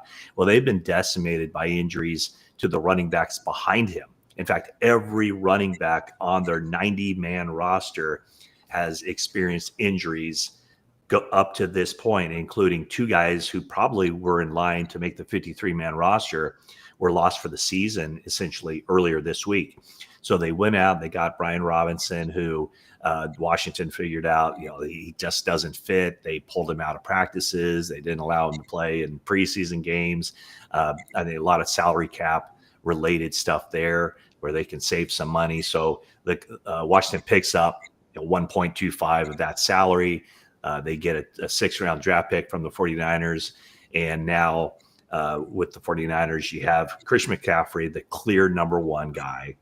And by the way, I was just talking to Matthew Berry, who's a fantasy expert for NBC, and he still has Christian McCaffrey as his number 6 overall pick in this draft. So tells you from a national standpoint, people expect Christian McCaffrey to be, in essence, Christian McCaffrey. So I think the pickup of Robinson, more of a short yardage back, a guy who can, certainly play a full game as a starter. They also have Isaac Guerrero. So I would think that they would try to not give McCaffrey just the huge workload that he had in 2023, but it's easier said than done when you're out there trying to win a football game. It's really difficult to take Christian McCaffrey off the field because he's so good on 1st down, 2nd down, and also 3rd down, catching the ball out of the backfield.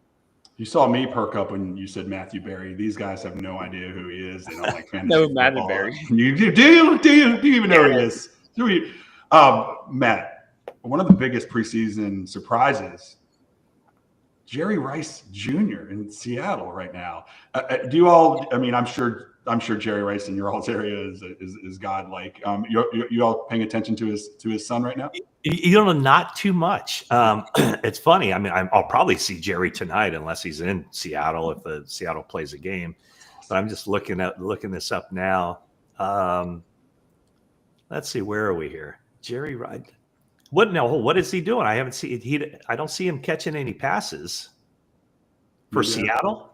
Yeah. Well, who do you think has been the biggest preseason standout so far? Have you been watching Shedeur Sanders or any of that stuff? I mean, it was a nice hype train in week 1, but since then, you know what? The preseason is a mirage. I've always felt that way. You know, you don't know what these. I mean, I'll tell you. So this is a story from way back. One of the first seasons I covered the 49ers. 49ers' first preseason game of that year was against the San Diego Chargers, and they had this young quarterback by the name of Ryan Leaf, and he made his debut. He made his first game preseason against the 49ers, and this is the 49ers defense that had superstars on it. They were just off the Super Bowl win. They were a top-notch defense. And Ryan Leaf had a really good game, played a quarter and a half and just kind of carved up the 49ers defense a little bit. And then after the game, I go in and 49ers had this safety named Tim McDonald, who went to a bunch of Pro Bowls, was a really good player and very, very smart and could kind of paint the picture and tell me what was going on out there. So I said to him, I go, man, that quarterback, Ryan Leaf, he sure looks good. A pretty bright future for him. And he kind of looked at me, kind of tilted his head, and he goes, we didn't do anything. And I go, what do you mean? And he goes, we don't game plan in the preseason. We don't do anything to try to confuse the quarterback. So he goes, it's just like we just lined it up there for him. So he goes, we'll see. Once the regular season starts, we'll see. But don't read anything into how he looked tonight. And that's always kind of stuck with me is that you really can't read anything. And, going way back to talking about CJ Stroud and now Jaden Daniels, there's also a part of me that says maybe don't read too much into a rookie quarterback's production, because now the book is out on him. And now it's a matter of, how our team's going to attack him and what can that player do to still be successful when maybe everything that worked for you as a rookie isn't there in your second year in the NFL. Yeah, and you bring up the Commanders, and with the Eagles, obviously the front runner in the NFC.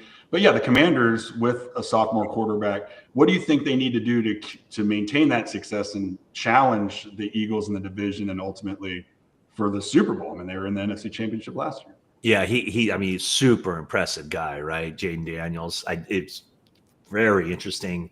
It was Christmas night of 2023, and 49ers are getting ready to play the Baltimore Ravens, and Jaden Daniels is on the sideline before the game. So I was able to chat with him. This was shortly after he had been named the winner of the Heisman. And so he was there to watch his buddy Brandon Ayuk because they played together at Arizona State for a couple of years. And so I just kind of followed him, but just talking to him, you kind of feel his presence that, he's not an ordinary young man. They just have to keep evolving. And like you said, this is going to be very telling for him because now, every team in the NFC East, the teams that face him twice a year, they have already faced him twice a year. They're very smart defensive coaches, with the Eagles, Vic Fangio, and the other defensive coaches in the league who, will come up with stuff. Maybe they see a little flaw in his game, or hey, he did this. This was a tell. But they got to keep evolving. And I do think, speaking from somebody I know very well, Deebo Samuel. I mean, that enables that offense to do a lot of different things because he is so versatile. You line him up at running back, which now with no Brian Robinson there will be some more carries to go around. They can do the jet sweeps with Deebo. They can line him up anywhere in the formation. So it does give them an added layer of versatility and diversity with that offense that can really help out a quarterback like Jaden Daniels going into his second season. And what won't help is Terry McLaurin's holdout, and the Eagles have to be just licking their chops right now. The two teams that want to try to beat them in division both have off-season turmoil going on, right? You got Micah's stuff in Dallas. You've got Terry McLaurin. How big is the Terry McLaurin thing? I mean, what could be the ramifications? Do you think he would actually sit out and miss any time? I can't imagine that, just because, I mean, he's a professional football player, and you got to play football. I mean, I saw this firsthand last year with Brandon Ayuk. He was a hold in, and it was a major distraction. That's all, we talked about. That's all anybody. I mean, he was out there on the practice field every day. So your eyes are always going to Brandon Ayuk.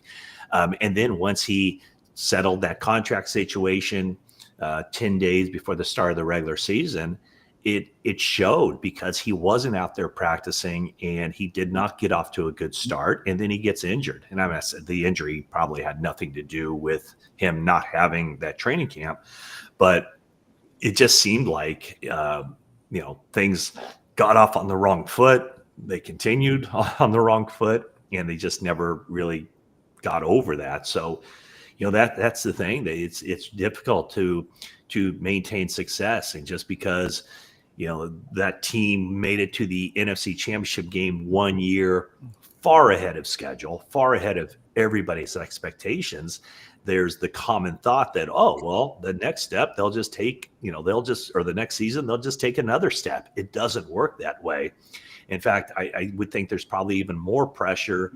And I think if the Commanders made it back to the NFC Championship game, I think that would be, in my mind, probably really surprising, because they set such a high bar. And, is it a thing that a team can kind of slide under the radar and people don't take them seriously or underestimate them? Probably not.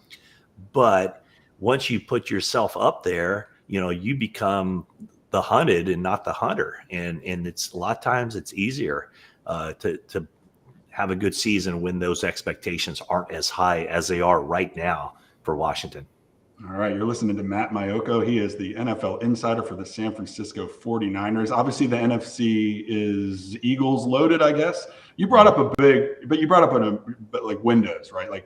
So the Commanders right now, little premature, but like the Detroit Lions, they feel like the team that may be left out with this Philadelphia kind of run going on, because they made it to the title game. They've come close. They've lost their offensive coordinator. They're losing some pieces to this dominant puzzle. I know they'll be a contender, them, and who else do you think, 49ers included, could, upset and, take this NFC? Yeah, I think the three teams there are probably the obvious teams, with Washington, Philadelphia. I think, man, Philadelphia has so much talent. They got to be the favorite. But again, it is difficult to repeat. We've seen it time and time again. The Lions have those challenges with the coordinators trying to replace them, and some really smart guys on that side, as far as designing the defense, Aaron Glenn, and then also with Ben Johnson. The two teams in the NFC West, I think, are intriguing. The 49ers, just because there is a lot of talent there. And this is a team that went 6-11 last year, but they still have, their quarterback. They still have McCaffrey, Kittle, Trent Williams, Bosa, Warner. There's a lot of talent there. The team that intrigues me, but this training camp hasn't gone well for them, the LA Rams. They have a really young, fast defense that makes plays. They're well coached on the offensive side of the ball. But if it's Jimmy Garoppolo playing half the season instead of Matthew Stafford, well, that changes the whole equation.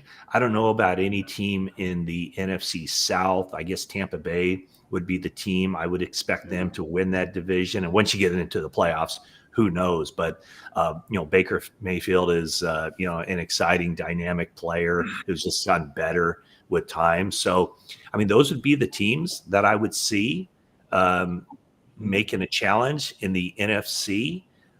with quite clearly, I think, the Eagles at the top of that list. You're listening to the Godzilla Win Saturday show. I've got a brilliant panel here. I'm going to open it up to them. I know we have an NFL insider, fellas. Shoot away. Anyone got some questions for Matt? Yeah, Matt, talk about the AFC and talk about is Kansas City going to repeat again? And where are the Bengals in all this? Yeah, the AFC is like Groundhog's Day, isn't it?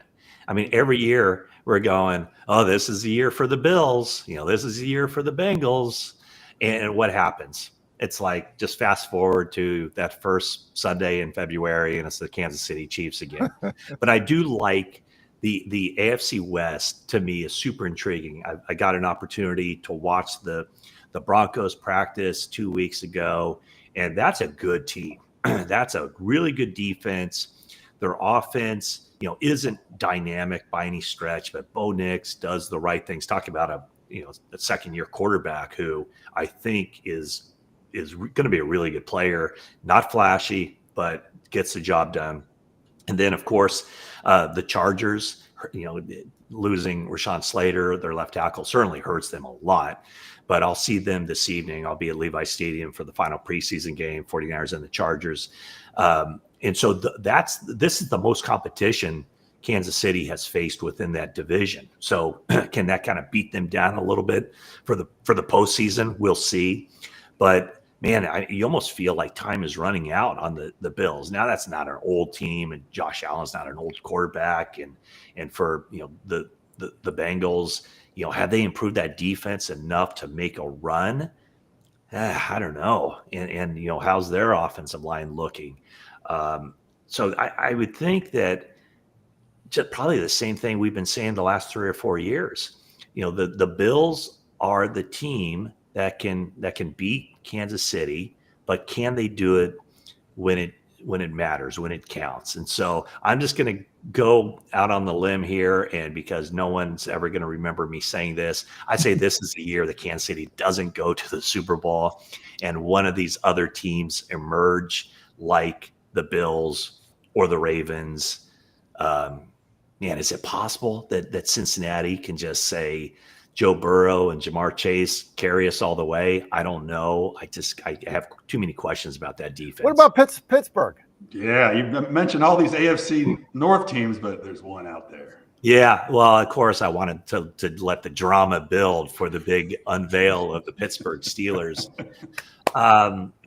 Yeah, what's the vibe out there as far as Aaron Rodgers and what he can do for that team? Because they are definitely, after the last couple of years of Rodgers, with the Jets, and of course the injury the 1 year and last year, coach getting fired 5 games in, and things just never ever looking right offensively. Is it too much to ask for him to recapture, the glory that he was able to show, and just the outstanding quarterback play that he brought to the Packers?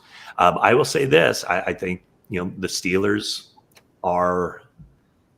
they're capable. They're, as much as the Steelers can be, they're probably under the radar when we're talking about AFC teams. So that's a great thing, right? Every team starts 0-0, and Steelers certainly have they have the pieces.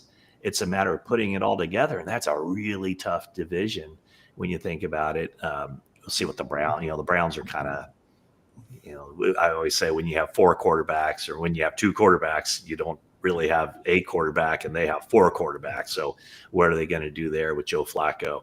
But the Steelers certainly have a puncher's chance to pull this thing off, and maybe not make a deep playoff run, but certainly contend for a playoff spot. The vibe's got to be good, right? Rodgers is just quoting Ted Lasso and just running around.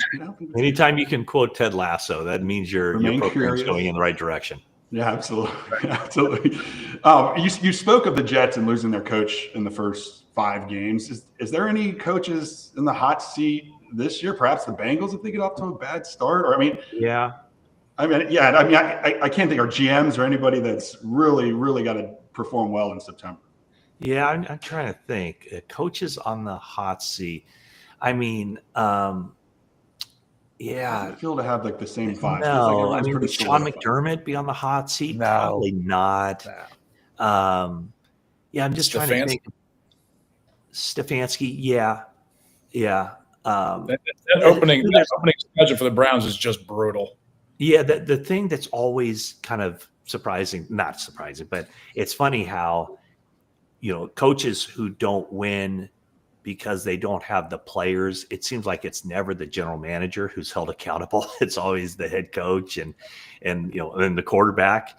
And so, I mean, how can you expect the Browns to succeed with, the mistakes that they've made at the quarterback position? I mean, giving Deshaun Watson that contract, 3 or 4 years ago, the guaranteed money, an unprecedented contract, and then, really never even having him on the field, which then eliminates you being able to go out and get other players because of the salary cap implications of that. So, Stefanski's, he's probably on the hot seat, but who could possibly win in that situation that he was handed, when he became the coach? I want to thank Matt Mayoko, NFL insider for San Francisco. We have had you way over your time limit, but before we let you go, what's your prediction for your San Francisco 49ers, who you will be watching tonight play their last preseason game? Well, unfortunately, it's not exactly going to be great viewing tonight because I don't think any of the starters are going to play. So, my guys that I wrote about at NBC Sports Bay Area to watch, they're very much under the radar guys. It's like a guard, Connor Colby, who might be a starter. So I don't even know if he's going to play tonight, but he's somebody that, a 7th round guard. It's, the punt returner. They just acquired Sky Moore from Kansas City. So he'll probably be back there returning punts as well. They just acquired him a couple days ago, but he'll probably be in uniform. But as far as the 49ers this season, let me give you one tidbit before I go. The difference between playing a last place schedule, which the 49ers have because they finished last in the NFC West, and the difference between playing a first place schedule, which the Rams are. So listen to this. Rams and the 49ers played all the same games, all the same opponents, except for this. Whereas the Rams play the Eagles out of the NFC East. The 49ers play the Giants. Right. Where the Rams play the Lions, the 49ers play the Bears. And whereas the Rams play the Ravens, the 49ers play the Browns. So think about that potential 3-game swing where it's I would think the Rams probably lose at least 2 of those 3 games, and the 49ers probably win 2 of those 3 games at least. So you're talking about at least a 1-game swing. And then if the stars align for the 49ers, we're talking about the Rams going 0-3 in those games and the 49ers going 3-0. So that's why, because of the last place schedule and also the NFC West plays probably the 2 weakest divisions in football. They play the NFC South and the AFC South. So all that said, I have the 49ers finishing probably 10 or 11 victories. And I would have them winning the NFC West over the Rams slightly. I think it would be very competitive. I think all those teams in the NFC West are pretty evenly stacked. I could see somebody saying, you know what, this is the year the Arizona Cardinals do it. But I always feel the Cardinals are 1 year away from being 1 year away. Yeah. So in Seattle, there's talent there in Seattle too. So I think it'll be an exciting season in the NFC West. And I think the 49ers are definitely going to be in contention for a playoff spot.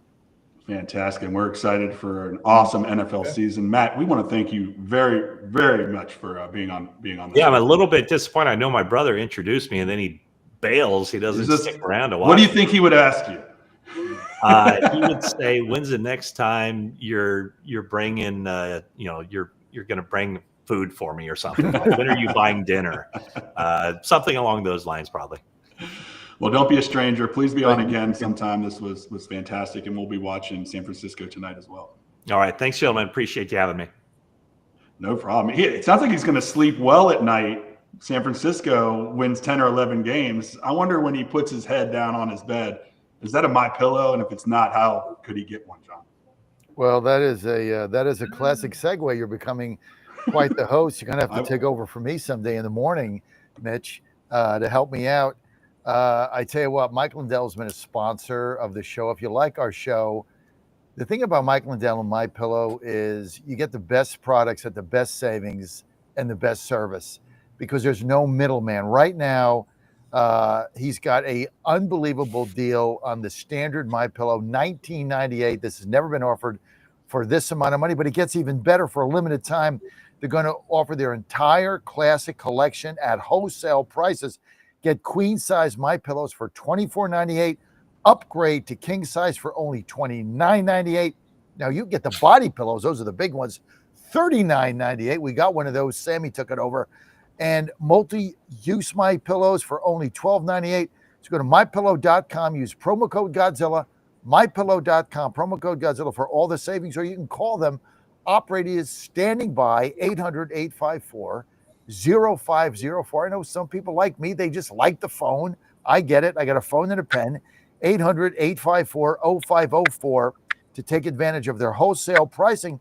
And right now, you're going to receive $100 in free digital gifts when your order is $75 or more. That's right. Standard MyPillow, $19.98. Go to mypillow.com, promo code Godzilla, $19.98. Do it today. Take advantage of this great deal. You listen to Godzilla Win Saturday show. I'm Mitch Rogers, joined by John Fredericks, Brendan Statler, Logan Powell, Chris Saxman, and the other Mayoko. Vince is back on the screens.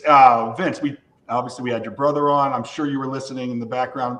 He's very hyped up on the 49ers. Brock Purdy signs a big contract. The 49ers don't have that luxury of the $300,000 a year quarterback right now. Are you do you think San Francisco has a legit shot at making a run? Yeah, I think Matt, illustrated it well. I mean, the last place schedule versus the first place schedule from the previous year goes kind of unnoticed to the casual football fan. But when you dig deep into that, and he made that illustration of those three specific games, Eagles versus Giants, and what was it, the Ravens versus Browns, or whatever it was in the schedule. I mean, that can play a big determining factor on not just making the playoffs, but possibly, winning your division and maybe getting that well sought after first round bye. And home field advantage. And home field, no question. We're getting that's Bills Chiefs right there. Well, you guys asked about who the coach is on the hot seat. I'll tell you the first one that's going to get fired, and that's Coach Daboll, the Giants. Giants are going to go 1-8 in the first 9 games, 1-7 first 8 games. He's going to be the first casualty of the season. Not unless he smokes some darts early. If week 3, put Jackson in there, then he could save his whole career. I think with Dart you get one more year just to see how Dart goes, but I think Daboll and his coaching staff has 1 year left just to see how Jackson Dart is. We're coming to the end of the show. Jay Delsing's golf show will be on after us. Please stay tuned for that. We do like to make some picks here. One topic, John, I want you to real quick. Little League World Series. There's been people can gamble on. It's outrageous. Okay, it's outrageous beyond the pale that offshore gambling outfits. First of all, who would go offshore? You got every possible gambling app you could possibly get. I'm going to go now at 10 o'clock to the ABC liquor store. It's not ABC here, but that's what it's called. 1 block away, and bet on the kiosk. Why do you have to go offshore? Because people don't want to pay taxes if they win. Well, you don't win anyway. The hell's the point of it? And they're taking bets on the Little League World Series. They got a line on 12-year-olds. These people are sick, as far as was it Florida State where they caught Florida where they caught them betting on high school? They did that whole 30 for 30 on a couple of years ago. Yeah, I don't see how you. Yeah, so you're not obviously your pick of the week is not going to be a Little League game. It's just shameful. These kids are 12. I mean, Taipei to cover. Taipei to cover. Stop. I tell you what, though, I love what the Orioles did. I'm going to just comment here. I'm not an Orioles fan, but they signed this young fella, Basallo, for an 8-year deal, $67 million. I think he's had 2 major league at bats. He was one of their top signees, done great coming up the system. And I think what Angelos is trying to do is let me build a team around young players that we know are going to be here so I can build a fan base. And if the guy becomes a star, I'm not going to be able to pay him $500 million like, Kyle Tucker and these people, Soto. So let me get him locked in for 8. I'm rolling the dice because a guy could be a flame out and you've tied up $67 million for 8 seasons. But sometimes you got to take a shot building a new young team. If I'm an Orioles fan, I love that move. Smart. All right. Real quick, roundtable. What's your pick of the day, Brendan? Start with you. I got a few here, so we're going to go through them real quick. I got the Red Sox over the Yankees today. Blue Jays over the Marlins. Brewers, I'm a believer in the Brewers now, John. They're going to beat the Giants today. And we're going to go Dodgers over the Padres. Ooh, Logan, what do you got? I'll have to fade that last pick. I got the Padres over the Dodgers. Also give me the Brewers as well. And then for my third, give me the Rockies over my Pirates because Mike Burris is pitching. He's terrible. Vince, where you going? Let's go Kansas State and Hawaii. Oh, I love that we have college football. Week 0, Chris. Are you going there? Are you going to baseball? Where are you going?